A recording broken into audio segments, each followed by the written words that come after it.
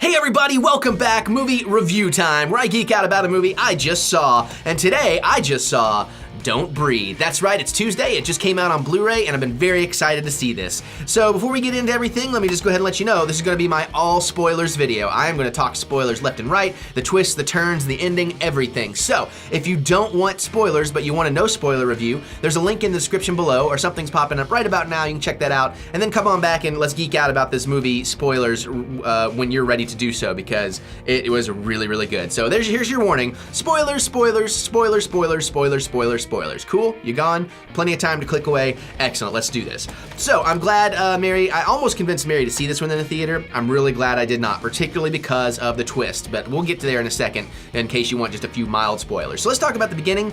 It shows the blind man dragging the girl down the road, and I'm like, they told me what's gonna happen. I don't like when movies do that. No, that's not quite the end. There's like another 10 minutes after that when they kind of catch back up in the movie, so yay. They do a good job really kind of setting up, there's like the three robbing kids, the three, not home invading kids, they're really robberies. This was not meant to be a home invasion, it just kind of turns into one. And like the clean cut kid, you know, his dad works at the security firm, he's the one like being the brains, like, hey, we don't do cash, we don't take weapons, we do this, blah, blah, blah, so it's just misdemeanors, you know, we don't get federally involved in all this and we can get away with things. And you know, he's smart and he's clever and he clearly has the crush on the girl who's with the douchebag. The girl has a hard life, her parents are shit. She just wants to protect her little daughter. So I think considering, you know, we have criminals that are supposed to be the people we care about, they did a really good job of actually motivating 2 out of 3. And then, you know, the douchey guy's the douche. But even he wasn't totally stereotype. I felt like they made him very realistic. And a lot of this movie is very, very realistic.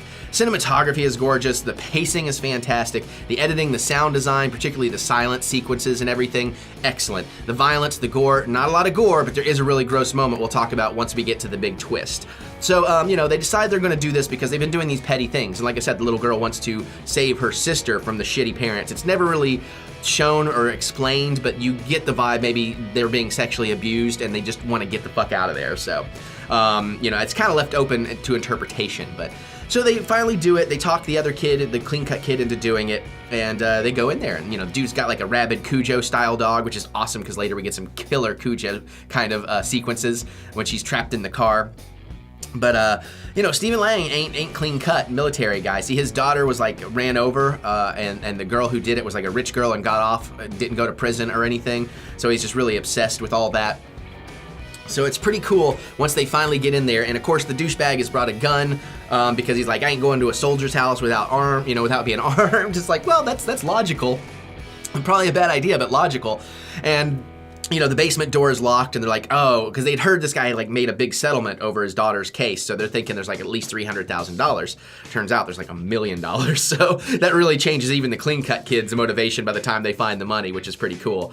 Yeah, the idea though of like not breathing, not stepping, squeaking boards, like just all that kind of stuff was really, really cool. And that just really added to the tension. I was literally on the edge of my seat for a lot of stuff. So that was a really, really fun time. It's from the guys that made the Evil Dead remake, so, you know, produced by Sam Raimi and Robert Tappert and all that, and, you know, it's just really good. They're really good with tension and character, and, you know, even just, like, jump scares and sound design. And there wasn't a lot of jump scares, but there was a couple. Violence and gore, you know, as a couple people get shot, but not super bloody. It's actually kind of more realistic, I think, kind of very artful, too, the way they did that. There's this great opening tracking shot through the house, too, when they first break in that takes you kind of around the entire first floor and gives you a good feeling of the layout of the place, which is nice. So I greatly appreciated that. So then you know, the kids are trying to get away and they kill the dude shoots the douchebag up front, and then the other two are gonna get away and they have to go through the basement to do it, which leads to some interesting twists and turns. Now they find this kind of padded room and a woman locked up, and very quickly we come to find out this is the woman that ran over his daughter. And it's like, oh shit, okay, this guy is not the victim necessarily anymore. And so you do kind of feel for the robber kids, which is great because this is kind of a back and forth thing we go through. Now, as they're about to escape, the blind dude accidentally shoots the woman, and then you're all like, wait, why is he crying over her? Why the death of his victim? You know, like, what is going on? Why is he keeping this woman?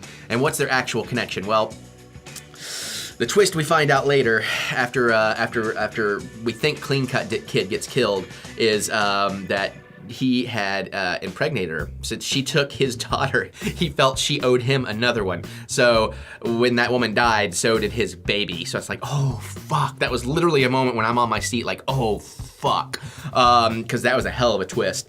Now, Clean Cut Kid, you know, we thought he was dead, but there's a couple things, and here's where I want to nitpick a little bit. Clean Cut Kid and the girl get trapped in the daughter's bedroom upstairs, and they're like looking out the windows like, we can't get out, there's bars on the windows. But then she crawls through a vent, and like the dog comes in the room and chases the guy, and he falls out a window to outside on top of more windows. But I'm like, well, why couldn't you get out that window intentionally? So that was one of my little horror movie nitpicks.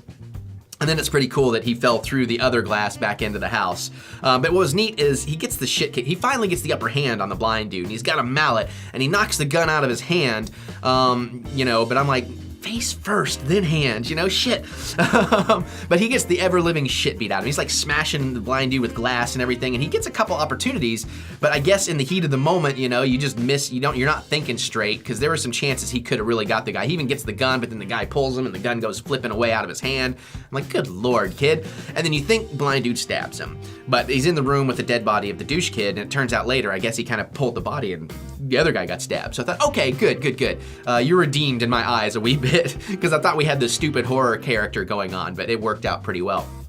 So by this point, the blind dude, you know, he has the main girl, and now he's trapped her, and we found out about the baby thing, and he's gonna artificially inseminate her. He's like heating up sperm and shit. He puts in a turkey baster, and you see it drip out, and I'm like, oh! Like that was one of the grossest part. Actually, the grossest part. There's another part that's almost as gross.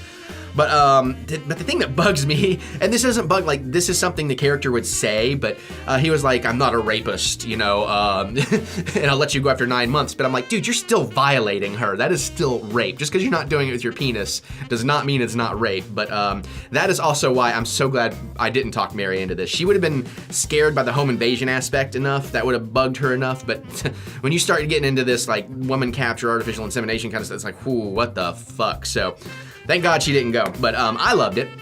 So, you know, Clean Cut Kid comes down, saves her, finally realizes to fucking smack the dude in the head with the mallet. And, you know, just before she gets inseminated and everything, now she gets pissed and she takes the fucking thing and shoves it in his mouth and squeezes, and you just see him like, oh God. Oh, I don't get queasy easy, but that was doing it for me.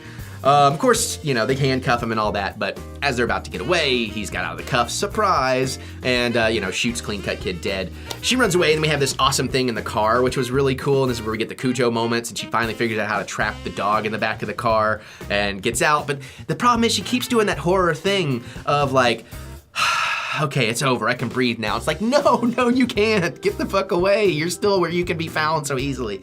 And then now we're back around to the dragging, and then she comes in and she does basically get the upper hand on Blind Guy. And you think Blind Guy's dead. And she's at the airport, she's gonna get away with the money, and you know, with the daughter, with her younger sister. And then she sees on the news that dude is alive and did not say, it said he killed the two robbers, the only two, and you know, and will recover, and nothing was stolen. So, sequel, which I would be down for because this was an awesome movie and it was incredibly well made. I got no nitpicks on anything that was like, you know, stylistically, editing, music, acting, everything. Like, you care about every character, you hate every character. It's just a great flow, a great pace, everything about this movie. So I highly recommend it, guys. Don't Breathe. If you're into these kind of movies, you definitely want to check this one out, or hopefully you already have, because I did just spoil the shit out of everything. But some of you guys don't mind. You like that. I don't get that mentality, but I'm not going to judge that mentality. But yeah, so let's hear it, guys. What was your favorite part of the movie? Mine is probably that, because it was so fucking gross. But let me hear your thoughts. Let's geek out about this movie down in the comments, because it was totally geek out worthy. Other than that, you can click the thumbs up button, give me the thumb of encouragement, because I do love to be encouraged. All right, I'm going to get on out of here and go watch some more movies, and I'll see you guys later.